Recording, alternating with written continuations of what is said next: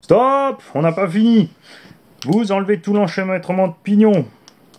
Vous enlevez ensuite, puisque j'ai dit je vous montre tout, on a donc le BTR du pignon moteur qui n'a pas une bonne prise sur la clé. Et l'effort nécessaire pour desserrer est plus grand que ce que la clé peut passer sur la tête de vis. Il faut donc enlever l'enchevêtrement de pignon pour sortir la petite vis qui est ici au bout, afin de pouvoir enlever ce cache. Quand vous avez enlevé ce cache, vous pouvez enlever le moteur du reste du support. Là aussi une belle petite pièce en alu, des petits trucs usinés un peu partout comme ça. C'est beau, mais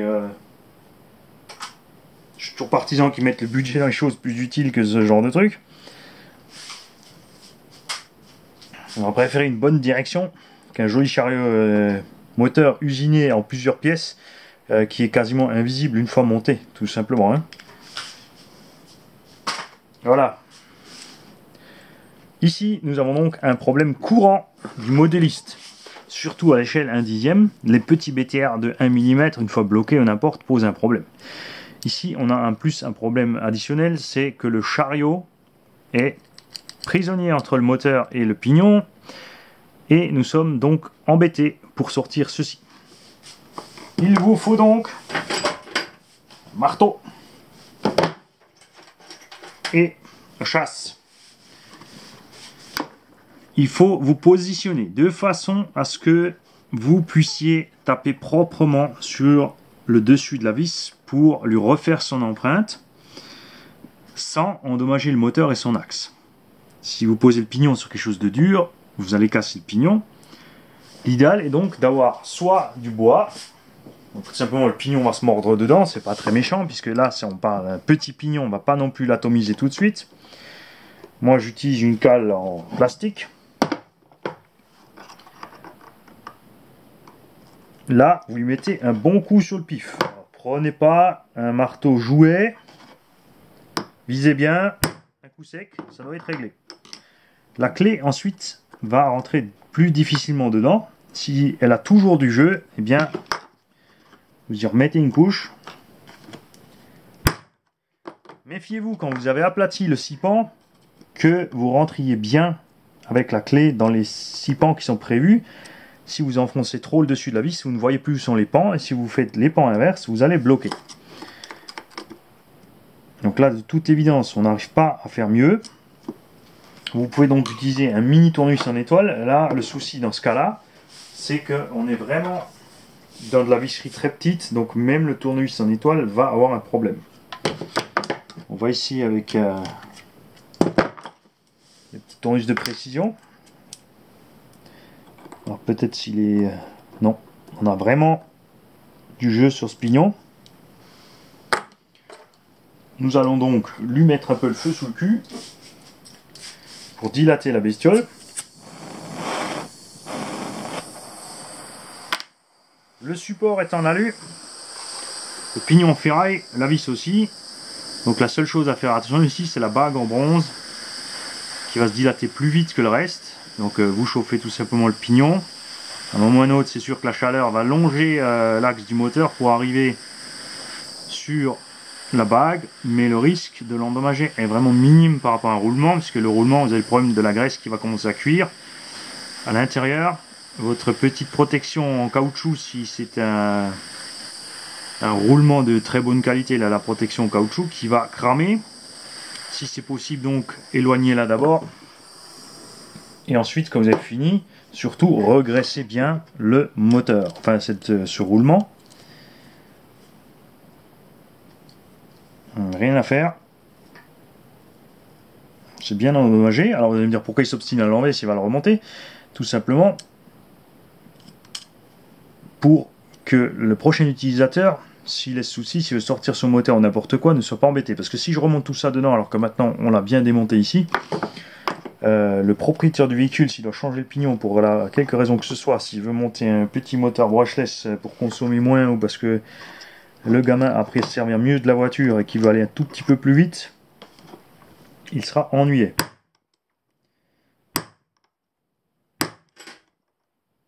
Nous allons donc donc lui laisser une dernière chance.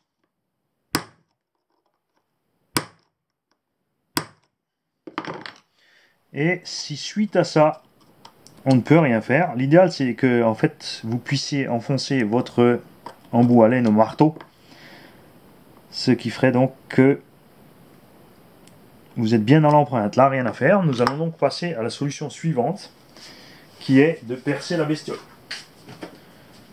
Il faut donc une perceuse et des forêts de bonne qualité. N'hésitez pas sur la qualité des forêts, parce que si vous cassez plus, vous n'êtes pas avancé.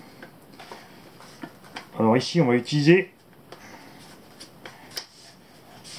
une forêt de 2 mm. C'est un peu plus petit que la vis, puisque la vis fait du 2,5 ou du 3. Si tout va bien, nous réussirons à...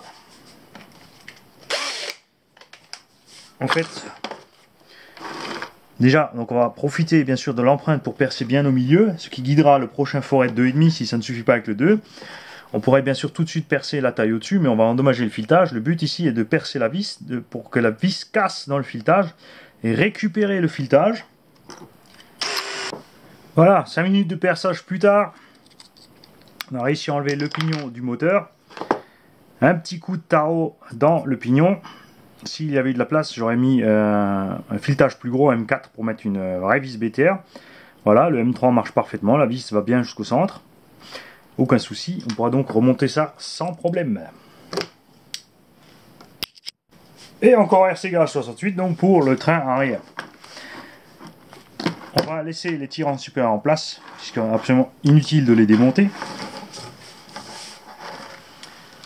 On a ici une trappe d'accès qui va nous permettre de voir ce qui se passe à l'intérieur du diff, mais qui ne permettra pas évidemment de le sortir. Pour ça, il faudra démonter un demi-pont au minimum, voire tout le pont.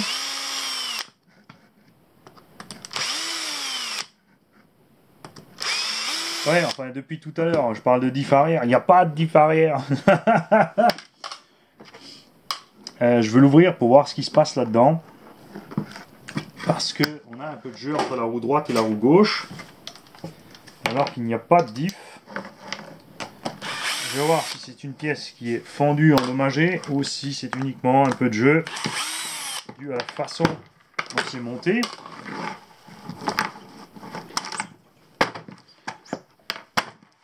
Hexagone de roue aussi en plastique, largement suffisant avec un moteur à charbon. De toute façon, vaut mieux casser un hexagone que d'endommager plus.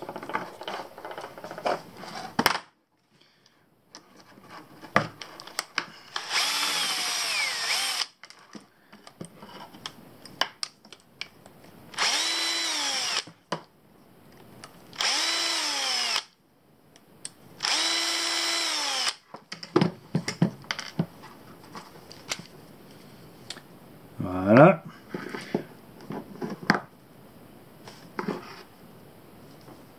Les cardans sont en fait des carrés, c'est très intéressant, et non des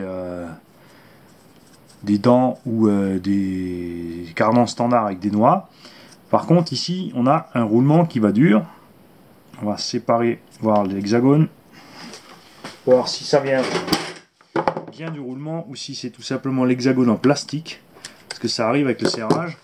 En fait, ce que voilà, c'est ça, regardez, le bout de l'hexagone est allé faire pression sur le roulement, et on a en fait, voilà, vous voyez là ça tourne parfaitement librement. C'est le problème des hexagones en plastique, si vous serrez trop fort, en fait l'arrière de la bague en plastique va heurter le roulement et dégommer le roulement. Donc ça tourne bien. Il sera donc nécessaire de remplacer éventuellement les hexagones, parce que l'empreinte s'est faite trop profondément, et au passage peut-être d'en profiter pour mettre des alus. On va donc démonter les deux côtés.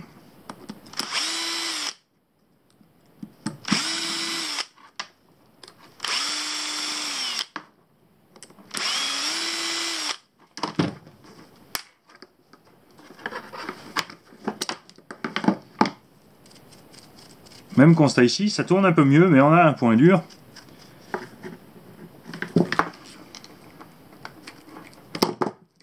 Ce côté, l'hexagone est entier.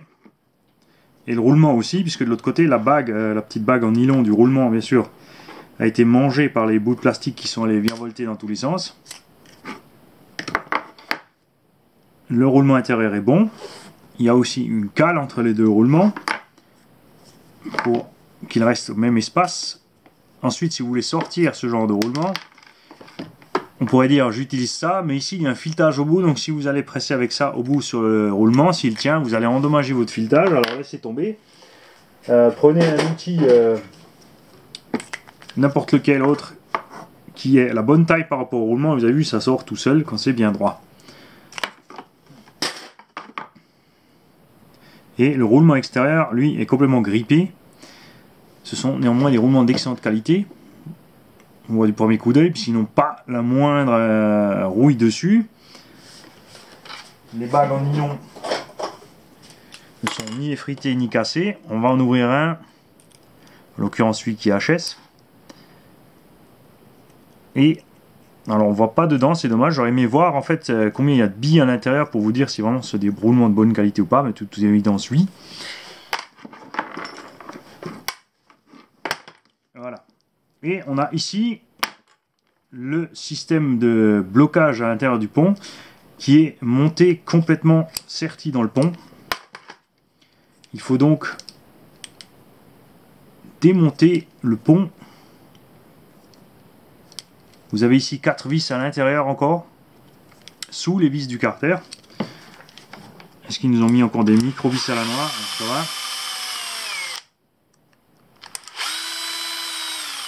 Très malin de leur part, comme le plastique est ici assez étroit. Ici les pas de vis sont dans le plastique, ici comme le pas de vis est très étroit, en fait ils ont mis des petits inserts en aluminium. Et quand vous serrez la vis, l'aluminium s'écarte et ça prend bien dans le plastique sans endommager ou craquer le plastique. C'est assez étroit. Après, franchement, mettre une trappe d'accès ici est totalement inutile étant donné que le pont tient en deux parties et qu'il faut enlever les vis. Ça sert à rien. Encore une erreur de réfléchissement.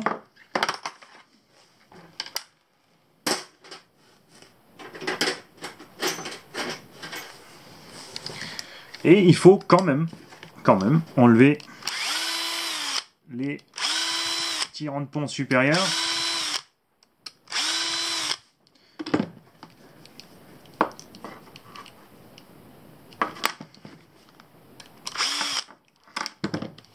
Puisque ça va se séparer en deux ici entre les deux. Voilà. Le pignon d'attaque en bon état. Les dents par contre de la couronne de diff arrière, même si c'est pas un diff, hein, c'est un simple blocage, ont quand même souffert beaucoup plus que l'avant. Elles commencent à être pointues mais fonctionnent bien sûr encore parfaitement. Les roulements ici sont plus grands, fonctionnent aussi parfaitement, il n'y a aucun souci à ce niveau là. On va séparer le diff pour vous montrer ce qu'il y a là-dedans. Satané micro machin.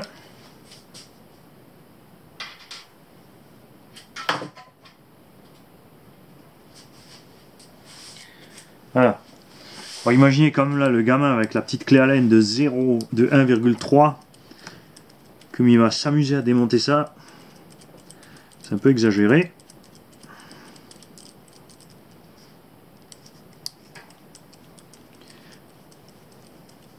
Alors ce genre d'outils de micro-mécanique se trouve dans n'importe quel magasin de bricolage.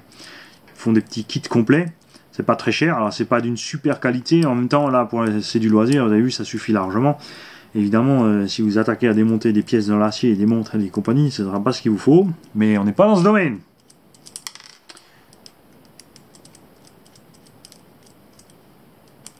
Et moi je veux voir pourquoi j'ai un mouvement entre la droite et la gauche. Je pense que c'est uniquement donc cet hexagone de roue qui a morflé, qui nous provoquait ce jeu. Et je veux en avoir le cœur net. Alors, voilà. Ils ont mis un simple croisillon à la place des satellites et avec un pas carré, puisque c'est ce qu'il y a de moins cher à faire. Et vous avez donc l'arbre de transmission droit et gauche qui vont là-dedans. On a un tout petit jeu ici ridicule, acceptable. On va sortir l'autre.